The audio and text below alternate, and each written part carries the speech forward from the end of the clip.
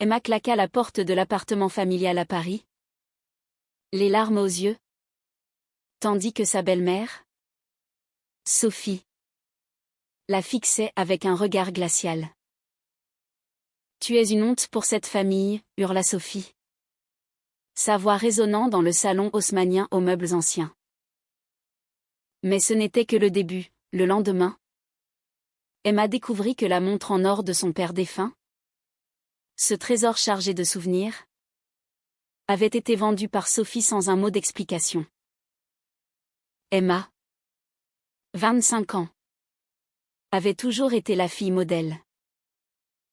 Étudiante en littérature à la Sorbonne, elle vivait dans un petit studio du Marais, mais rentrait souvent chez sa belle-mère dans le 16e arrondissement pour maintenir un semblant de lien familial. Son père, un avocat respecté, était mort d'un cancer il y a 5 ans, laissant derrière lui une veuve, Sophie, et une fille qu'il adorait. Sophie, 45 ans, élégante et rigide, avait épousé le père d'Emma quand celle-ci avait 15 ans. Leur relation avait toujours été tendue, marquée par des silences polis et des reproches voilés. Mais ce soir-là, tout avait basculé. Emma avait réuni son courage pour annoncer à Sophie qu'elle aimait les femmes. Pas n'importe quelle femme, Louise, sa compagne depuis 1 an. Une artiste de 28 ans aux yeux bleus perçants et à l'esprit libre.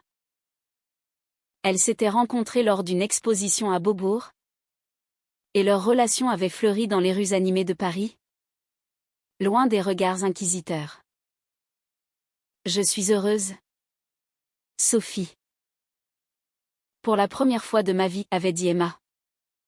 La voix tremblante mais déterminée. Sophie avait blêmi. Ses lèvres pincées en une ligne fine. Ton père se retournerait dans sa tombe, avait-elle répliqué, avant de tourner les talons. Le lendemain matin, Emma revint pour tenter une réconciliation. Elle trouva l'appartement vide, mais en fouillant dans le bureau de son père un rituel qu'elle faisait souvent pour se sentir proche de lui, elle remarqua que la montre avait disparu. C'était un oméga ancien, gravé des initiales de son père, qu'il lui avait promis comme héritage. Paniquée, elle appela Sophie. « Où est la montre ?» demanda-t-elle d'une voix aiguë. Sophie, au téléphone, répondit froidement, « Je l'ai vendue. Nous avons besoin d'argent. » Été. Choix de vie ne change rien à nos dettes. Emma raccrocha, le cœur serré. Était-ce une punition? Une façon de l'effacer de l'héritage familial? Louise l'attendait chez elle, dans leur petit appartement du 11e. Viens. On va en parler, murmura Louise en la prenant dans ses bras. Emma se blottit contre elle, sentant la chaleur de son corps comme un rempart contre le monde.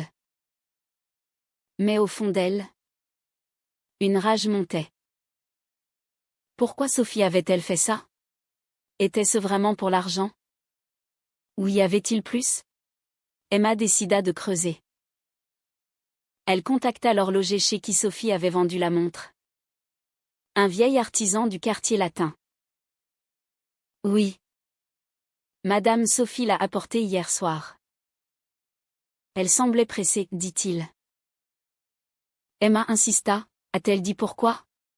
L'homme hésita. Elle a mentionné des dettes médicales. Mais il y avait une note dedans? Je crois. Elle l'a prise avant de partir. Une note? Emma sentit un frisson la parcourir. Ce soir-là, chez Louise, elles dînèrent en silence. Louise, avec sa sensibilité d'artiste, essaya de la réconforter.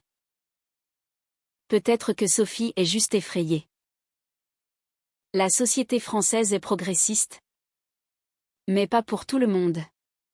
Emma hocha la tête. Mais son esprit bouillonnait. Elle se rappelait les disputes entre son père et Sophie. Les silences lourds. Avait-elle raté quelque chose? Le lendemain, elle confronta Sophie chez elle. Pourquoi la vendre si vite? Et cette note? Qu'est-ce que c'était? Sophie pâlit. Rien qui te concerne. Sors d'ici. Mais Emma ne bougea pas. C'était à moi. Papa me l'avait promis. Sophie explosa. Ton père n'aurait pas voulu d'une fille comme toi. Les mots frappèrent comme un coup de poignard. Emma partit en larmes, mais résolue à récupérer la montre. Elle contacta l'acheteur via l'horloger, un collectionneur riche du 7e arrondissement.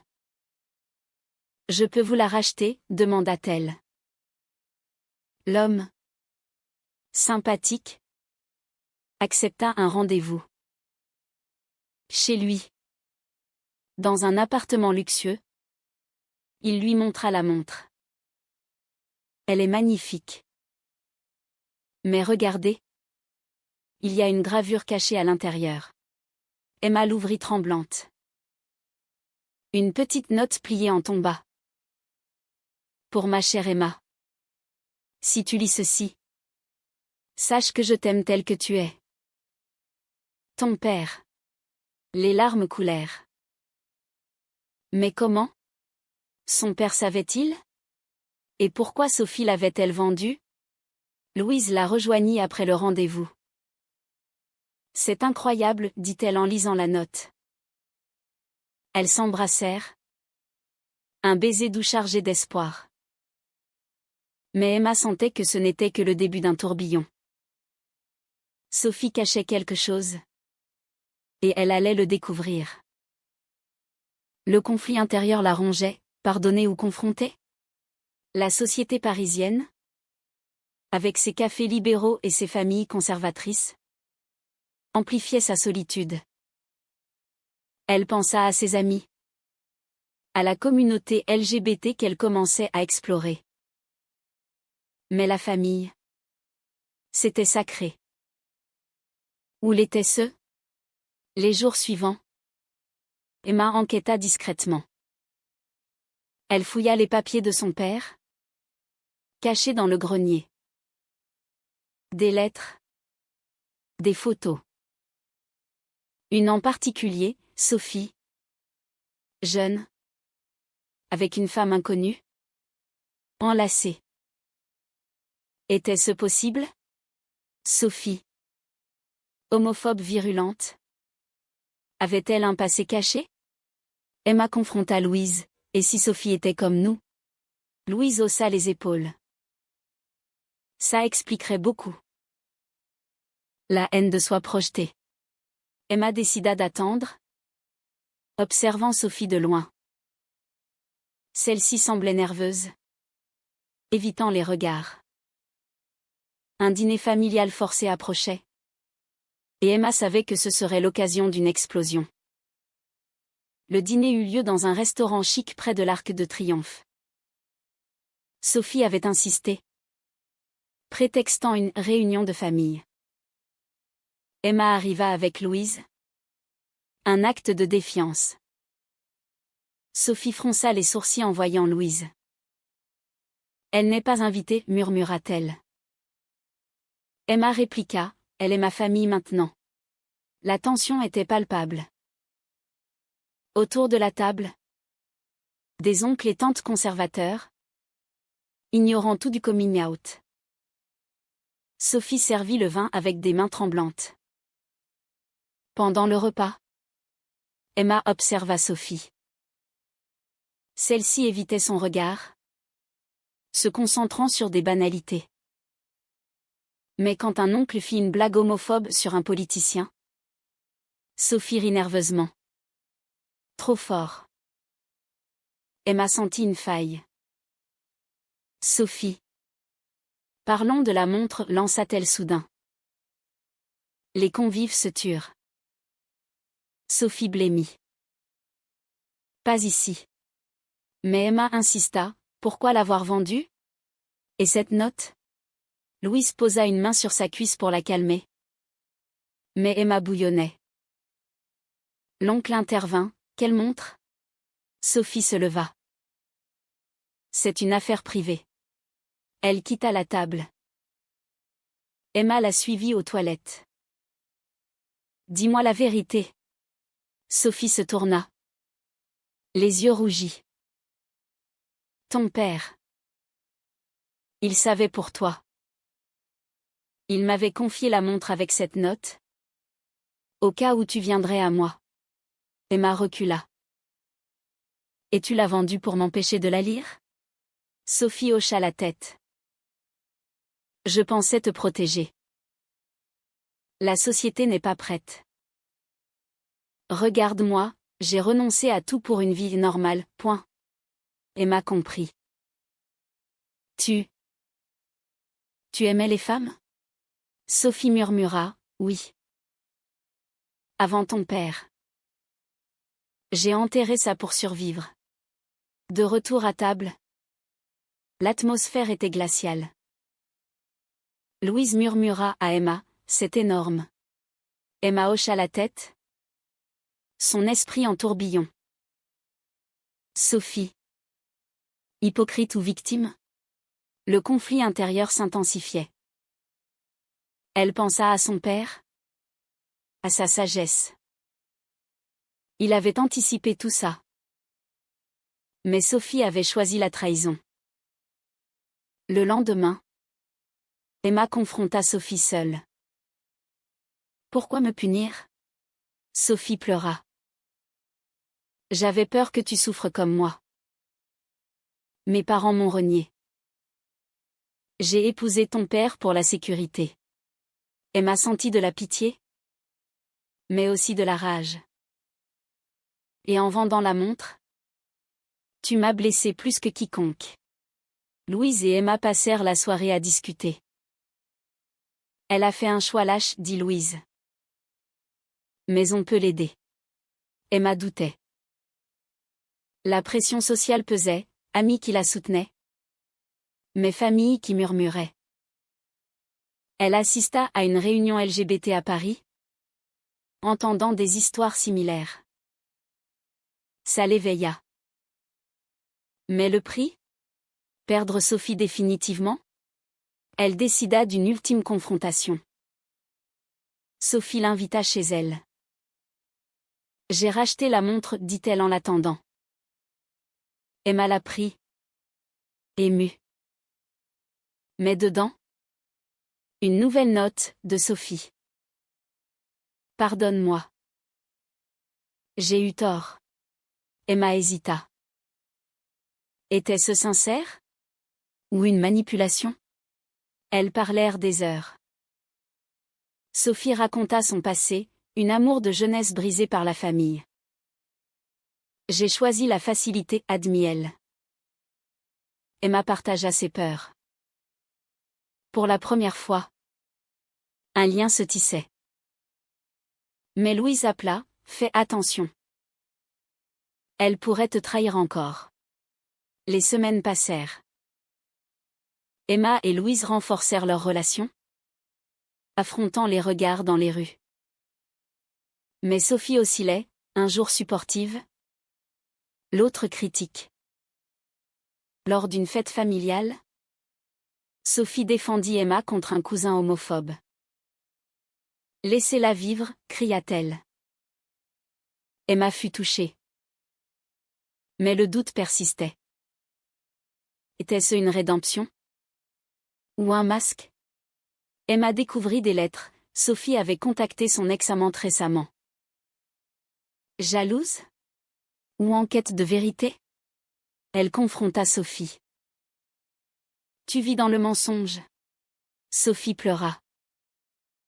J'essaie de changer. Le climax approchait, une décision morale. Emma devait choisir, couper les ponts ou pardonner? Le prix de la vérité était élevé.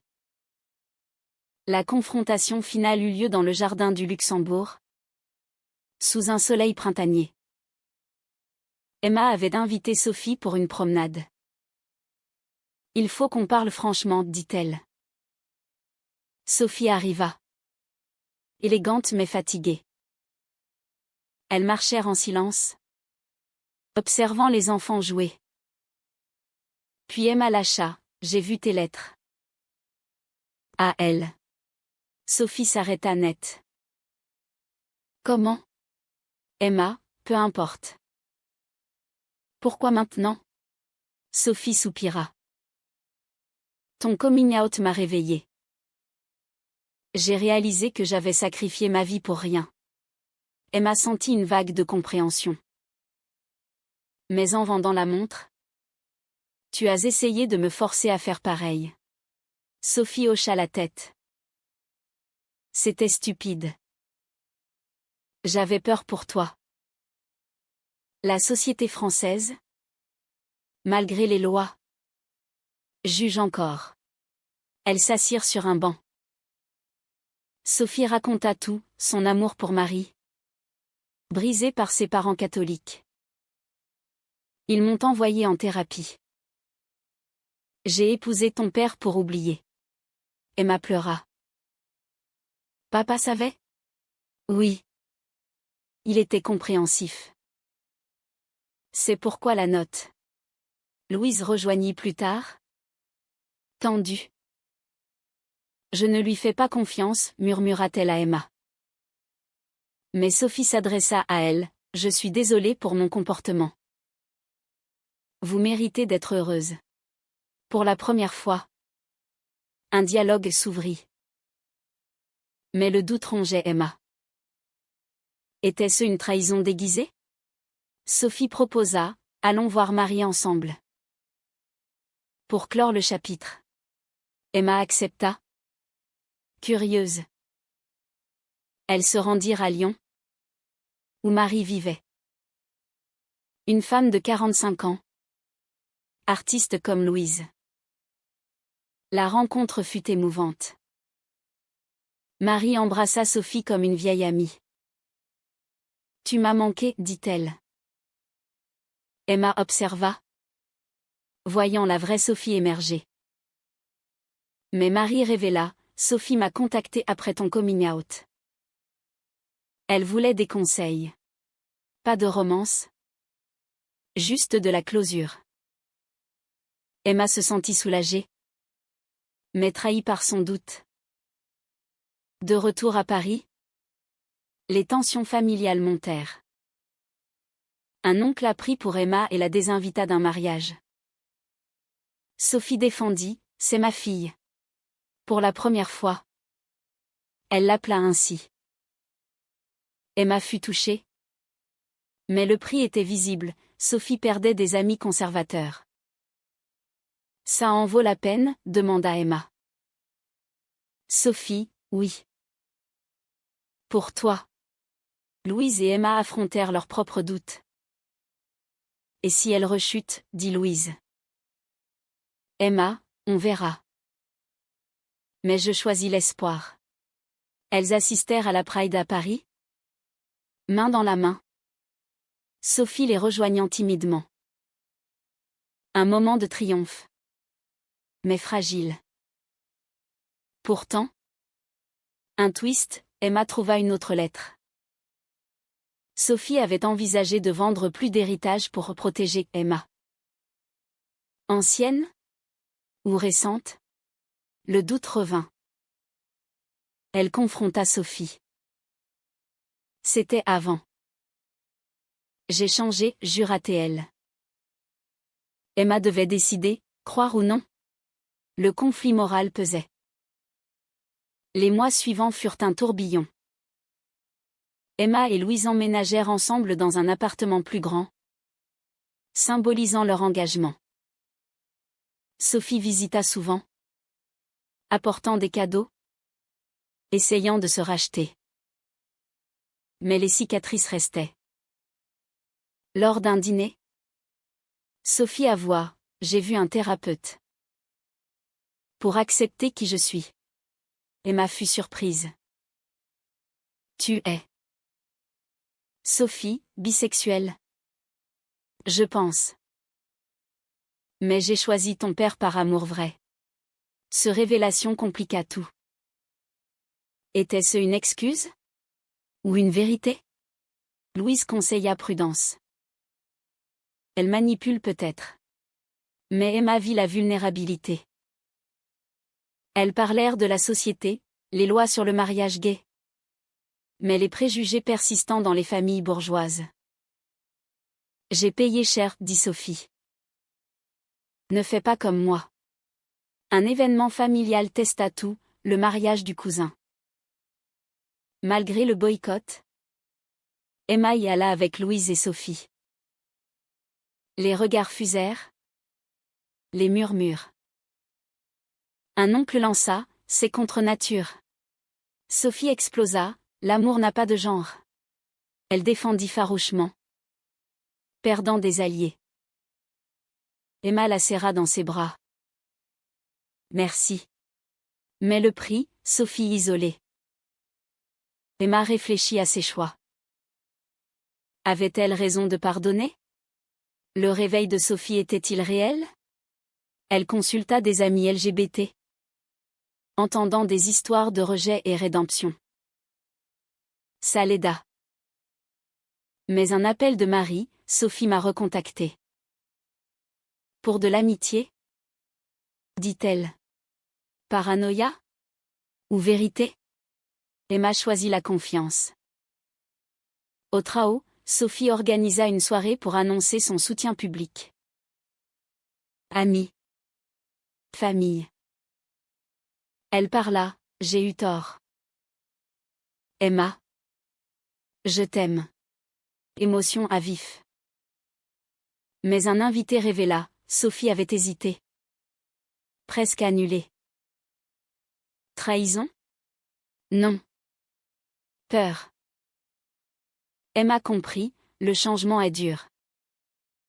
Louise et Emma discutèrent mariage.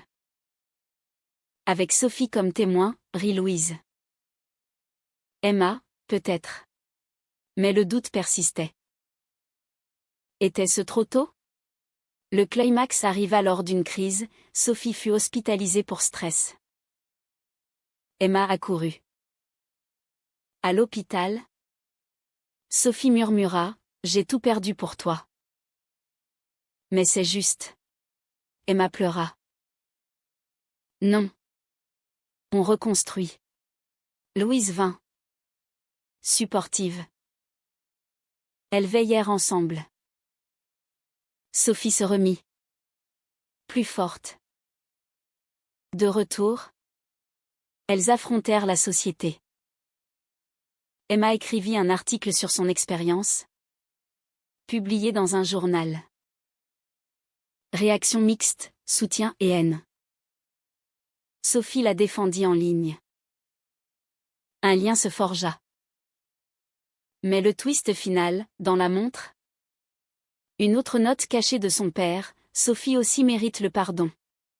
Il savait tout. Emma le montra à Sophie. Ils nous aimaient toutes deux. Elles pleurèrent. Unies. Louise et Emma se marièrent dans une petite cérémonie parisienne. Sophie témoin. Joie. Mais avec des ombres. Le prix payé, amitié perdue. Cœur brisé. Mais vérité gagnée. Emma réfléchit, les choix moraux sont gris. Pardonner la trahison vaut-il la peine? Était-il juste de pardonner à Sophie après sa trahison initiale?